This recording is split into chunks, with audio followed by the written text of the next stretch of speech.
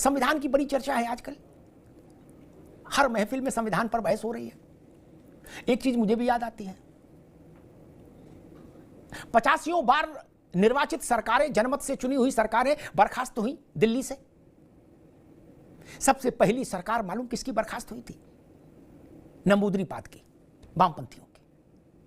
आज वामपंथी भी इधर है, ठीक है, लेकिन क्या इस सच से हम इनकार कर सकते हैं? हम नरेंद्र मोदी से सहमत हूं असहमत हूं अलग बात है, लेकिन क्या हम इससे सच से, इस आंकड़े से इनकार कर सकते हैं कि बीते 10 वर्ष के भारत के शासन में, जिसको हम मोदी सरकार का 10 साल का कार्यकाल कहते हैं, उसमें एक भी राज्य में जनता के द्वारा चुनी हुई निर्वाचित राज्य सरकार को बर्खास्त नहीं किया गया, not even a single one. Ashish Babu, छोटी बात है क्या? वरना हर साल 5-7 सरकारें बली हो जाती थी, हर 3 महीने पे एक सरकार जिवह हो जाती थी, जिवह। आपको तो याद है ना, प्रेम भाई को भी याद होगा। सबसे पहली तलवार तो वामपंथियों की सरकार में चली थी। उसके बाद कितनी सरकारें बर्खास्त हुई ना। लेकिन यह भी सच है कि 10 वर्ष में कोई सरकार जनता के जनादेश को कुचलने की कोशिश दिल्ली से नहीं हुई कि कोई सरकार बर्खास्त कर दी, बोले हटाओ अब यहां राष्ट्रपति शासन चलेगा, नहीं।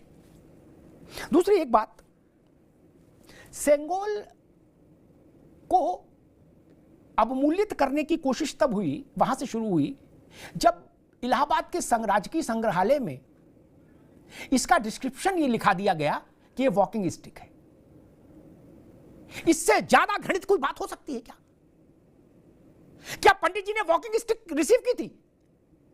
पंडित जवाहरलाल नेहरू के कद के राजनेता ने भारत की स्वतंत्रता के सूर्योदय से पूर्व संध्या पर क्या एक वॉकिंग स्टिक ली थी, इतने विधि विधान के साथ? इसका डिस्क्रिप्शन लिख दिया गया, ये घूमने की छड़ी है। अरे 10-10 रुपया में मिलती है घूमने की छड़ी। भाई, घूमने की छड़ी हाथ में लेने के लिए कोई जलूस होता है? उसके लिए कोई राजगोपालाचारी जैसा व्यक्ति लगाया जाता है?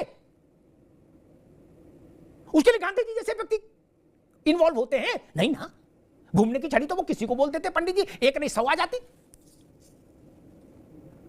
ये किसने किया कि घूमने वाली छड़ी है? ये किसने अभद्रता की?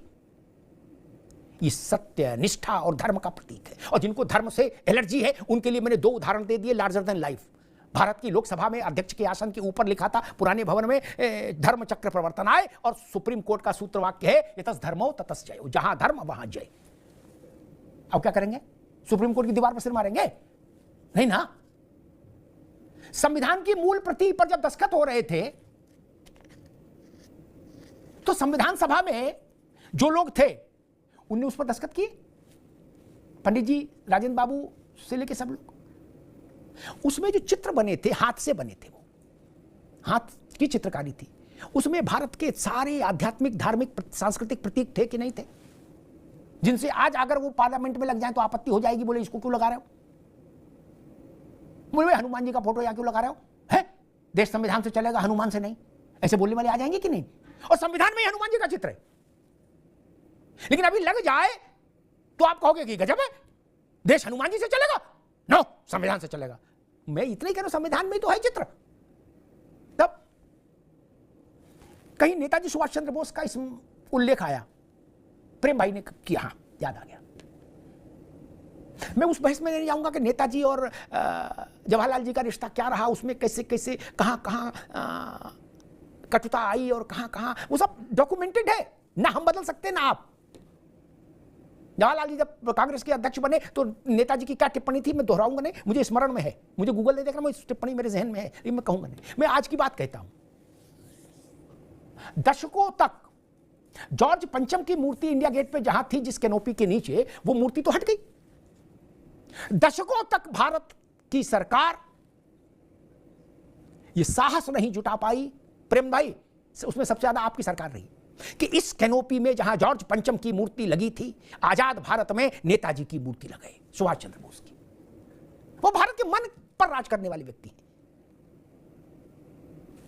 वो कब लगी? नेताजी की आदमकद प्रतिमा, ग्रेनाइट की एक शिला की प्रतिमा, अद्भुत, वो कब लगी?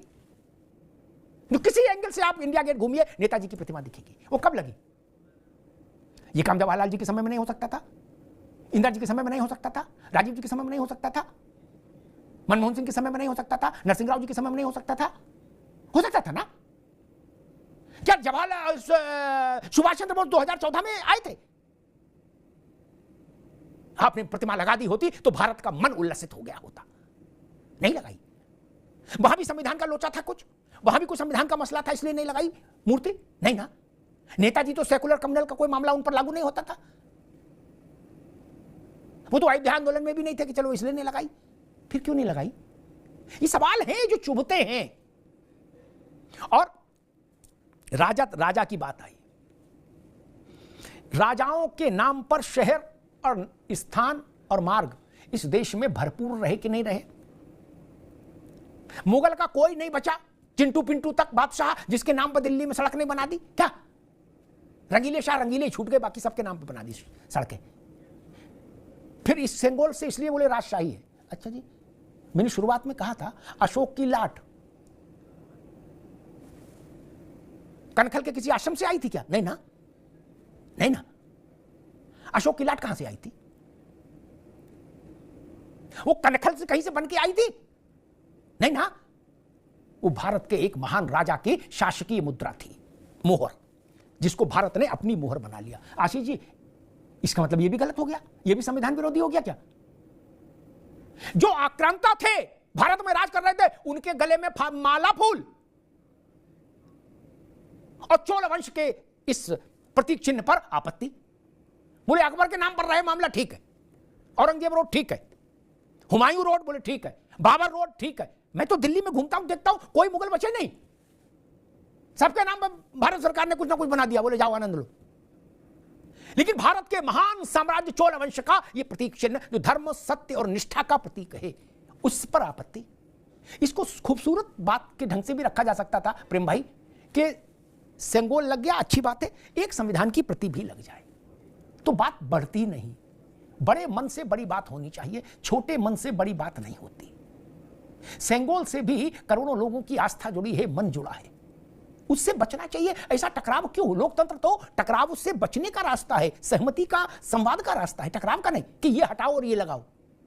और संविधान की प्रति लगे तो ये मैं चाहूंगा कि इस मूल प्रति लगनी चाहिए, मूल प्रति के चित्र लगने चाहिए, ताकि नई पीढ़ी के लोग जो वहां जाएं, इसमें सांसद भी हैं, वो जान पाए कि भारत के मूल संविधान में कौन कौन से चित्र शामिल थे। ये जानना बहुत जरूरी है।